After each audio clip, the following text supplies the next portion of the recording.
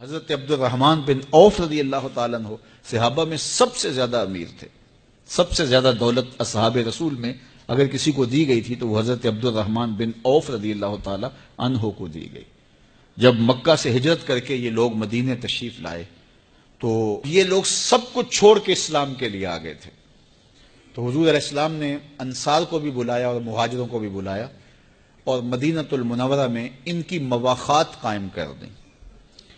ایک انصاری اور ایک مہاجر کو آپس میں بھائی بنا دیا. کہا کہ تم ایک دوسرے کے بھائی ہو اور ایک دوسرے کی ضروریات کا خیال رکھنا. حتیٰ کہ حضور اس طرح ایک انصاری کو اٹھاتے ایک مہاجر کو اٹھاتے ان کو بھائی بنا دیتے. پھر ایک انصاری کو اور ایک مہاجر کو اٹھا کر کے حضور ان کو بھائی بنا دیتے. آخر میں دو لوگ رہ گئے, ایک حضور اور ایک حضرت علی المرتضیٰ رضی اللہ تعالیٰ. تو اب سارے انصاری کسی نہ کسی مہاجر کے بھائی بن گئے تو صرف حضرت علی المرتضیٰ رہ گئے اور حضور رہ گئے. تو حضور نے فرمایا علی تو میرا بھائی ہے, دنیا میں بھی اور آخرت میں بھی. حضور خود انصار کی جانب ہو گئے اور حضرت علی کو کہا تم مہاجر ہو اور میں اس جانب سے ہو کر کے ہم آپس میں بھائی بن جاتے ہیں. تو یہ مواخات حضور نے قائم کیے. پھر انصار نے اس مواخات کو نبھایا نا. اگر کسی کے دو باغ تھے تو ایک باغ اپنے انصاری بھائی کو دے دیا. حتیٰ کہ ایک صحابی کی دو ازواج تھیں تو اس نے اپنے انصاری بھائی کو کہا اگر تو چاہے تو میں تیرے لیے ایک بیوی کو طلاق دے سکتا ہوں, انقضاء عدت کے بعد تو اس سے نکاح کر سکتا ہے. یہاں تک جو ہے وہ انہوں نے ایثار اور محبت کی مثالیں قائم کی.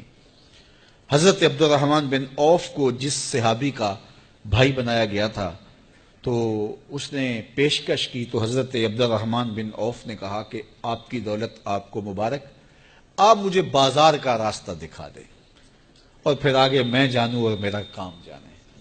تو وہ گئے اور آپ کو بازار چھوڑ آئے اور بتایا کہ کاروبار یہاں یہ بہتر ہے. پھر حضرت عبد الرحمن بن عوف رضی اللہ تعالیٰ عنہ نے کاروبار کیا.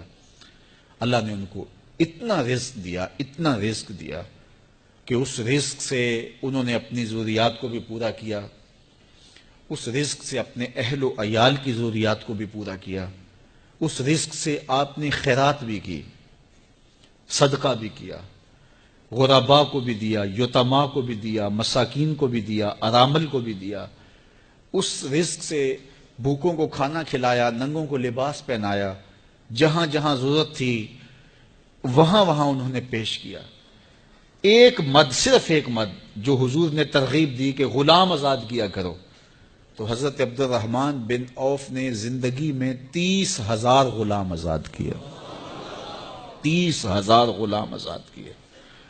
اور جب آپ کا وصال ہوا تو آپ کی 4 ازواج تھی, آپ کی اولادیں بھی تھیں, تو ان اولادوں کو بانٹا گیا اور بیوی کا 8واں حصہ ہوتا ہے تو وہ حصہ ان 4 ازواج میں بانٹا گیا. اس میں باغ بھی تھے, اس میں گھوڑے بھی تھے, اونٹ بھی تھے, اس میں جائیدادیں, زمینیں, مکانات, سب کچھ تھا. وہ سب بانٹنے کے بعد 8ویں حصے میں جو صرف سونا آتا تھا وہ ازواج کو بانٹنے کے لیے مزدور صبح سے ہوئے شروع اور ظہر تک کلہاڑوں سے سونا کاٹ کے الگ کرتے رہے.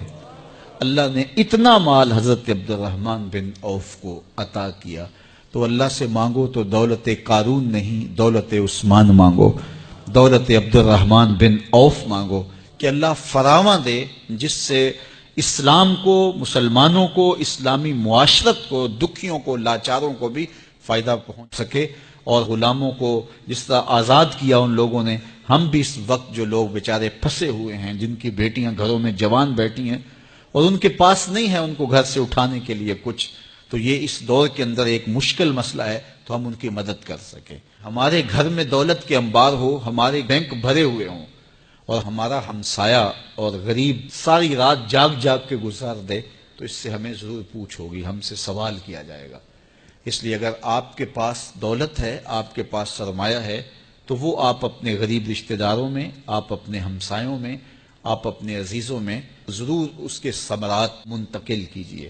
اور یہ ہمیں اسلام نے ترغیب دی ہے تاکہ جو ہے وہ دولت پھیلتی چلی جائے.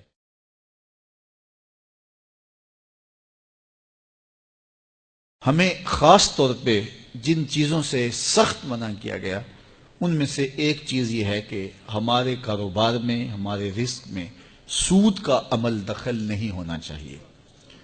سود ویسے بھی باطن کی ساری روشنی سلب کر لیتا ہے۔ مختلف مقامات پہ اللہ نے مختلف چیزیں ہمارے لیے بیان فرمائی ہیں، اور اللہ تعالیٰ کی شفقتیں ہیں کہ اللہ نے ان کی حکمتیں بھی بیان فرمائی۔ مثال کے طور پہ شراب کی حرمت بیان فرمائی تو کہا کہ اس کے اندر فائدے بھی ہیں، لیکن اس کے جو نفع ہیں ان سے جو گناہ ہے، وزر ہے اس کا، وہ زیادہ ہے۔ کفار نے کہا کہ یہ سود کو آپ نے حرام کر دیا شریعت اسلامیہ نے، اور کاروبار کو آپ نے حلال قرار دے دیا ہے، جبکہ سود اور کاروبار ایک جیسے ہی ہیں۔ وہاں بھی پیسہ لگا کر کے کچھ حاصل کیا جاتا ہے اور یہاں بھی پیسہ لگا کر کے کچھ حاصل کیا جاتا ہے، تو یہ تو دونوں ایک جیسے ہیں اور تم کہتے ہو یہ الگ الگ ہیں۔ اللہ فرماتا ہے ایک جیسے نہیں ہیں۔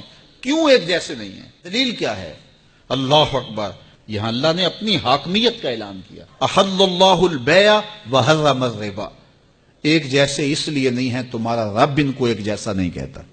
بات ختم۔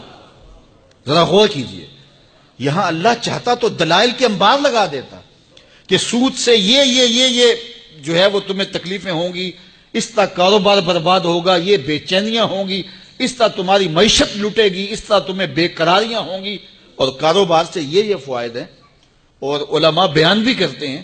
لیکن یہاں اللہ تعالیٰ نے جو انداز اختیار کیا، جب کو کہا گیا کہ سود اور کاروبار ایک جیسے ہی ہیں، اللہ نے فرمایا ایک جیسے نہیں ہیں۔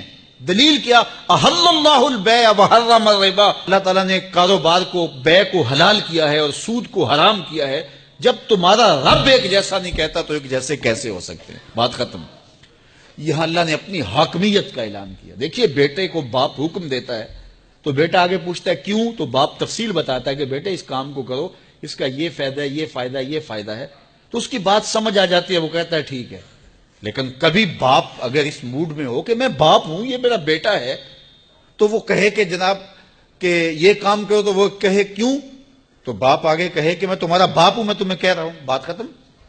تو اس وقت کیوں کا جواب یہ ہے کہ میں باپ ہوں اور باپ کا حق ہے جو کہے بیٹا وہ مانے۔ شاگرد کہے کیوں، تو استاد اس کی حکمتیں بیان کرتا ہے کہ جناب یہ، لیکن کبھی استاد کہے میں استاد ہوں تمہیں کہہ رہا ہوں، جب میں کہہ رہا ہوں کہ یہ نہیں لینا، بات ختم۔ تو اللہ تعالیٰ جل شانہ نے ہمیں مختلف مواقع پر احکام کی حکمتیں بیان فرمائی ہیں۔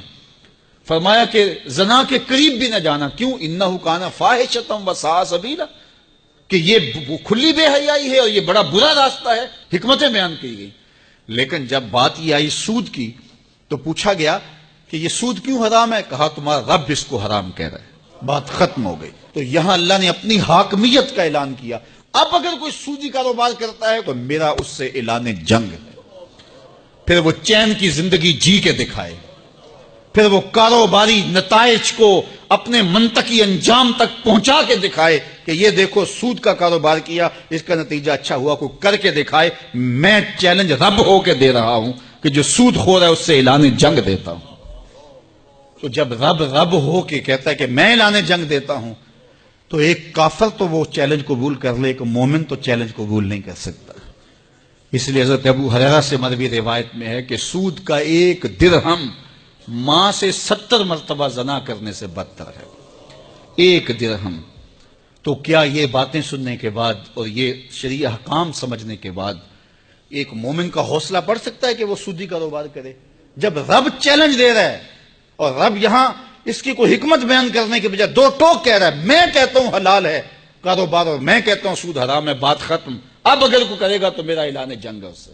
دو لوگوں کے ساتھ اللہ نے اعلان جنگ کیا، ایک کا قرآن میں سود خور کے ساتھ اللہ کے اعلان جنگ ہے، اور دوسرا حدیث میں من عاد لی ولیا فقد آذنتہ بالحرب، جو میرے ولی سے بغاوت کرتا ہے، دشمنی کرتا ہے، عداوت رکھتا ہے، اللہ فرماتا ہے میرا اس کے ساتھ اعلان جنگ ہے، میں اس کے پلے کچھ نہیں چھوڑوں گا جو میرے ولی سے دشمنی رکھتا ہے۔ تو اپنے کاروبار میں کبھی بھی آپ سود کا کوئی عنصر کسی روپ کے اندر بھی داخل نہ ہونے دیں، اللہ کے حکموں کی خلاف ورزی نہ کریں، پھر دیکھنا کیسے طمانیت آتی ہے۔